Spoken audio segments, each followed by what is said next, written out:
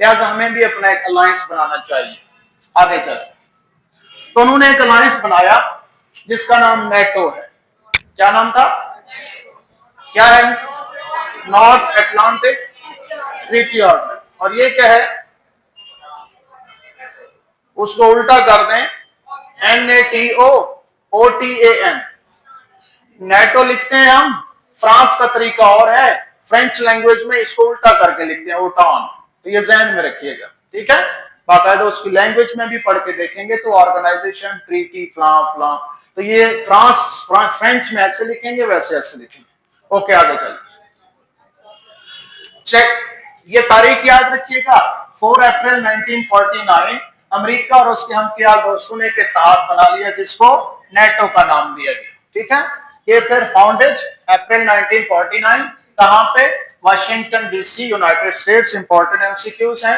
Headquarter कहां पे है? ब्रसेल्स, बेल्जियम में, ठीक है। बेल्जियम के शहर ब्रसेल्स में इसका हेडक्वार्टर है। यहाँ पे एक चीज मैंने ऊपर पेस्ट की है, ये अखबार में नहीं थी।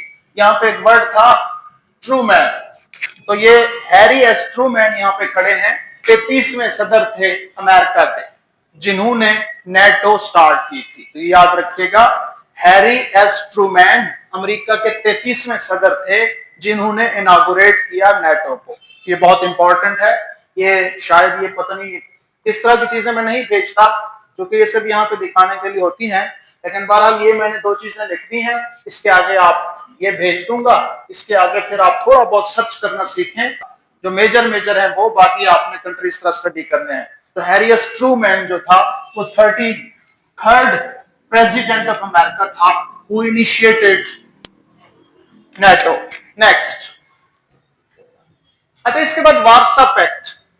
जब इन्होंने देखा कि नेटो अलायंस बन रहा है तो यूएसएसआर ने वार्सा पैक्ट शुरू किया, ठीक है। एक दूसरे को देख के नई नई ऑर्गेनाइजेशंस और नए नए मुआहदे कर रहे हैं। अच्छा जी, तो इन्होंने क्या किया? वार्सा पैक्ट साइन किया। वार्सा क्या है भाई? कौन बोला? शाबाश, वार्सा बेटे नाम याद रखिएगा। वार्सा पैक्ट मुआहदा था और वार्सा जो है वो पोलैंड का शहर है, वहां पे ये हुआ था, इस वजह से इसको वार्सा पैक्ट कहते हैं, ठीक है। बहुत इंपॉर्टेंट है। आगे चले। अच्छा, इस मुआहदे के रद्द अमल के तौर पे, यानी कि नेटो बनाया किसने? यूरोपियन ऑर्गेनाइजेशंस ने और अमेरिका ने, ठीक है। इसके अलावा मुत्तहदा रूस ने भी ईस्टर्न और सेंट्रल यूरोपीय अक़वाम, कौन सी? Albania, Hungary, Poland, Czechoslovakia, Bulgaria, Romania और मशरकी जर्मनी के साथ मिलकर 14 मई 1955 को वार्सा पैक्ट साइन कर लिया, ठीक है, इन ममालिक के साथ मिलकर। ओके। कोल्ड वार से मुराद 1945 से 1990 तक के दौर में अमेरिका और रूस का बिलवास्ता जंग होने वाली जंगों में वो किसी न किसी तरह अपने नहीं लड़ रहे थे, मगर दुनिया के मुख्तलिफ इलाकों में नजरियात के हामी ममालिक की स्पोर्ट में शरीक थे, जैसे कि कोरिया में और वियतनाम में, ठीक है। ये कोल्ड वार थी कि वो खुद नहीं लड़ रहे थे लेकिन अपने अपने हामी, वो कम्युनिस्ट को और वो अपने कैपिटलिस्ट को सपोर्ट करते रहे थे, और इसको हम तफसील से पढ़ाए हैं। ये आप देख रहे हैं यहाँ पे, नॉर्थ कोरिया, साउथ कोरिया, इसी तरह नॉर्थ वियतनाम और साउथ वियतनाम, ये इन्हीं की वजह से बना था, इनकी आपस की लड़ाइयों की वजह से। तो ये वार्सा की बात हुई है। एब्रिविएशन, ये भी इसका एब्रिविएशन है, देख लीजिएगा ये भी, और ये है वार्सा ट्रीटी ऑर्गेनाइजेशन। सक्सेसर उसके बाद WTO के बाद ये ट्रीटी बनी थी, ठीक है। उसके बाद वो खत्म हुई तो ये बनी, क्यों खत्म हुई उस पर बात होगी। इसने फाउंड की, कब फाउंड हुई? 14 मई 1955 को। This is very important. अच्छा जी, फाउंडेड है वार्सा, पोलैंड के शहर वार्सा में। अच्छा, डिसॉल्व, टूट गई 1 जुलाई 1991 को। क्यों टूट गया ये पैक्ट, ये इत्तेहाद, उस पर बात होती है। हेडक्वार्टर कहां पे है? मॉस्को, रशिया में, ठीक है। SFSR, सोवियत यूनियन का, उसका भी है और इसका भी है, ठीक है, ये याद रखिए। अच्छा, अब इस डिसॉल्व क्यों हुआ? ये है वो बिल्डिंग जहां पे वार्सा पैक्ट साइन हुआ, ठीक है, पोलैंड में, वार्सा शहर के अंदर ये बिल्डिंग है जहां पे वार्सा पैक्ट साइन हुआ। आगे चले। अब यहां पे एक चीज है, आखिर जुदा क्यों हुए? जुदा होने की कुछ वजूहात, पूछा जा सकता है वार्सा पैक्ट कब साइन हुआ, कब खत्म हुआ, वजूहात क्या थी, मुहर्रकात क्या थी, डिसॉल्व क्यों हुआ 1991 में। मुहर्रकात एक ये थी कि एक तो जो रूस था वो बहुत बड़ा हो चुका था और हर साल उसको दिफाई बजट बढ़ाने पड़ते थे और वो कमजोर होता जा रहा था। दूसरी बात, पॉलिटिकली इकोनॉमिकली स्टेबिलिटी नहीं थी, ठीक है, क्योंकि बहरहाल वो कम्युनिज्म था और फिर भी वही चीज है, मतलब कैपिटलाइजेशन भी नहीं थी, सोशलिज्म भी वीक थी और इंडस्ट्रीज में कोई इतना ज्यादा नहीं था और अभी भी दिफाई बजट हर दफा बढ़ाने की वजह से कमजोर हो रहा था। दूसरी बात कि जब ये दूसरी जंग अजीम हुई तो ये सारा जर्मनी था, ये सारा जर्मनी था, लेकिन दूसरी जंग अजीम में रूस ने कितने इलाके पे कब्जा कर लिया, इसको ईस्ट जर्मनी कहते हैं, ठीक है, ईस्ट जर्मनी पे कब्जा कर लिया। यानी कि आप कहें कि ये वाले लोग कम्युनिज्म के हामी थे, जहन में रखिएगा, वेस्ट जर्मनी कैपिटलिज्म का हामी था और ये कम्युनिज्म का हामी था, क्योंकि इसमें रशिया की पेनिट्रेशन बहुत ज्यादा थी, ठीक है।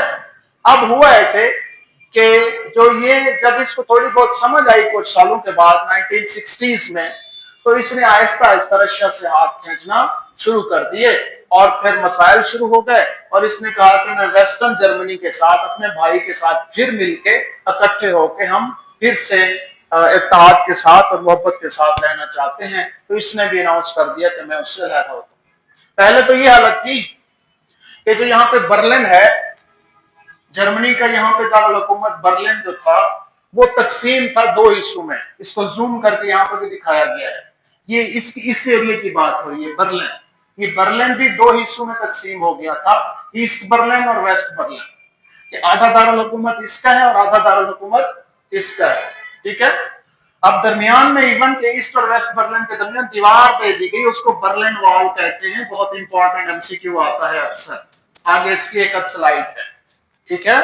तो ईस्टर्न जो कम्युनिस्ट पोर्शन था और वेस्टर्न कम्युनिस्ट पोर्शन में जब जंग हुई उस वक्त भी लाखों लोग इधर ट्रांसफर होके आ गए थे, ठीक है, तो कुछ मसाइल भी हुए थे और इसी वजह से मेन जो बर्लिन था, जिस तरह के सेंट पीटर्सबर्ग की अहमियत थी इसी तरह बर्लिन की थी। तो बर्लिन सियासत का, फाइनेंस का गढ़ था, तो इन्होंने डिवाइड किया हुआ था, दरमियान में वॉल, बर्लिन वॉल बनाई गई। कब बनाई गई और उसके बाद कब लोगों ने उसको तोड़ दिया और कब से फिर ये दोनों इकट्ठे हो गए, ये इनके इकट्ठे होने की वजह से ही जो यूएसएसआर है वो वीक हुआ और फिर आहिस्ता आहिस्ता सारी जो रियासतें थी वो एक रूस से अलहदा होना शुरू हो गई। आगे चल, ये है जी डिवाइडेड बर्लिन वॉल 1949 से 1990 तक। ये वो जो पोर्शन था बर्लिन का, तो बर्लिन था उसके अंदर देखें, ये क्या था, जर्मनी का शहर था ना बर्लिन, इसको दोस्तों ने आपस में बांट लिया। कौन से दोस्त? जर्मनी के खिलाफ कौन कौन थे? रशिया, अमेरिका, बर्तानिया, फ्रांस, ये थे, इन्होंने बांट लिया। ये हिस्सा किसको आया बर्लिन का?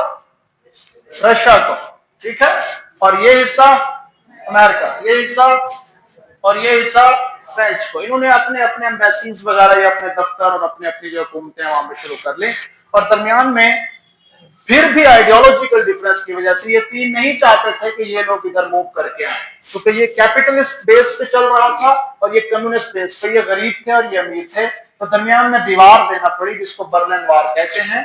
अच्छा जी आगे चलें, ये है जी Berlin wall. Berlin wall was concrete barrier that divided western Berlin from eastern Berlin. Western और ईस्टर्न को डिवाइड कर दिया ड्यूरिंग द कोल्ड वॉर, ठीक है। तो जर्मनी डेमोक्रेटिक रिपब्लिक, ये कौन थे? Democratic Republic. ये 13 अगस्त 1961 को ये दीवार शुरू हुई। The wall was 155 kilometres and 4 metres long, यानी कि हाइट में 13 फीट, ठीक है, इतनी बुलंद थी, tall, okay, 155 kilometre. The wall fell on November 1989, ये गिरा दी गई थी, ending the dictatorship and marking the end of the cold war.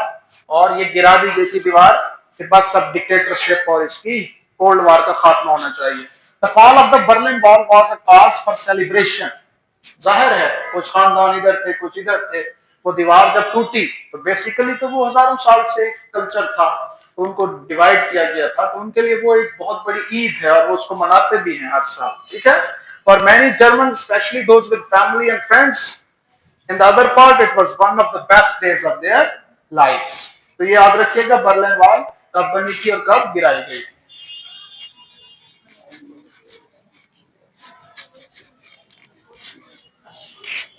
ये है जी बर्लिन वॉल, ये आपको नजर आ रही है थोड़ी सी, ये बर्लिन वॉल, ठीक है। और इसके दोनों तरफ के लोग जो है वो आर्ट्स का काम करते थे, ऊपर मोहब्बत भरी तस्वीरें बनाते थे ताकि जो दोनों तरफ ही बन के यहाँ पे चढ़ के दूसरी तरफ, और जाहिर है कि फैमिलीज का जो ताल्लुक था उन्होंने तकसीम तो कर दिया, लेकिन दिली तौर पर वो तकसीम नहीं हुए थे, तो बिल आकर ये गिरा दी गई। आगे चले।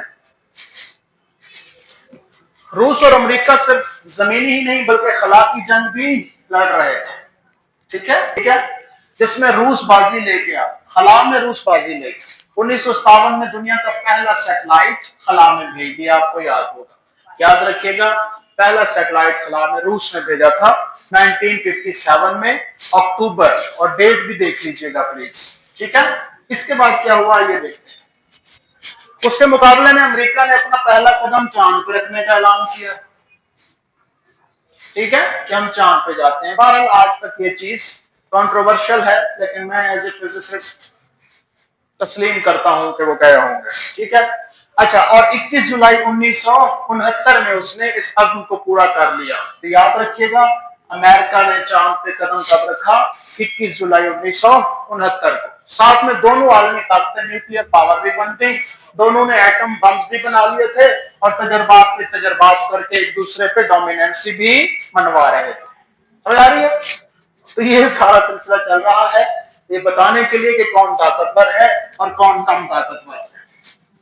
कमाल, ठीक, ओके। सोवियत यूनियन क्यों टूटा?